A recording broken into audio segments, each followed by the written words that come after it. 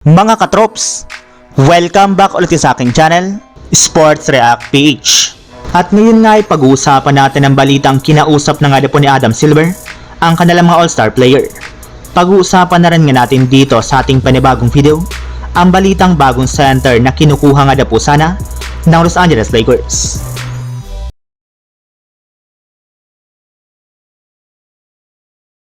Isang araw nga po mga katrops bago sumapit ang All-Star Game Tournament, ay nagsimula na nga pong mag-practice ang lahat ng mga teams at players na kasali dito since kinakailangan nga po talaga nilang magamay ang laro ng bawat isa.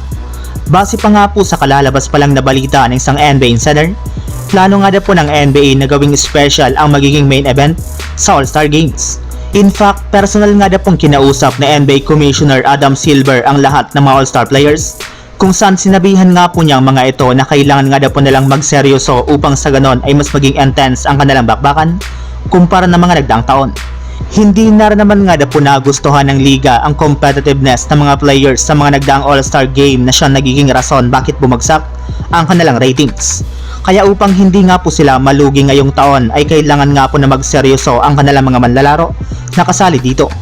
Ginawa na rin naman nga po ng liga ang lahat ng kanilang makakaya upang maging exciting ang All-Star Game sa paggamit nga po nila dito ng bagong format, kaya nasa player na rin naman nga po nakasalalay kung magiging intense ang laban at panoorin ito ng mga fans.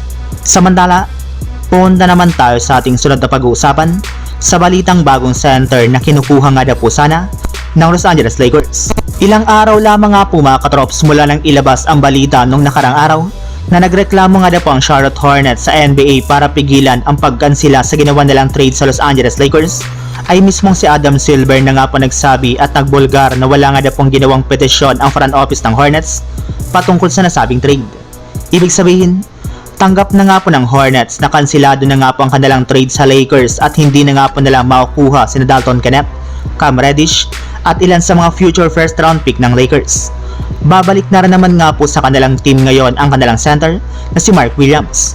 At ngayon nga po mga katrops na official nang nagtatapos ang trade ng Lakers at Hornets, ay may mga lumabas na nga pong balita na bukod nga po kay Williams ay may iba pa nga po sanang big man na balak sanang kunin ng Lakers nang nagdaang trade deadline. Isa na nga po dyan ay si Jalen Duren mula sa Detroit Pistons, kung saan nag-average nga po ito ngayong season ng 10.8 points at 10.3 rebounds per game sa kanyang 69.4% shooting, na mapapakinabangan talaga ng Lakers sadyang ayaw lamang nga po talaga itong ibigay sa kanila ng Detroit Pistons. So yun lang mga katrops, ang handog kong story ngayong araw. Sana nag-enjoy kayo, please like and subscribe my YouTube channel, Sports React PH, para sa iba pang story at update patungkol sa NBA. Kita-kits muli sa ating susunod na video.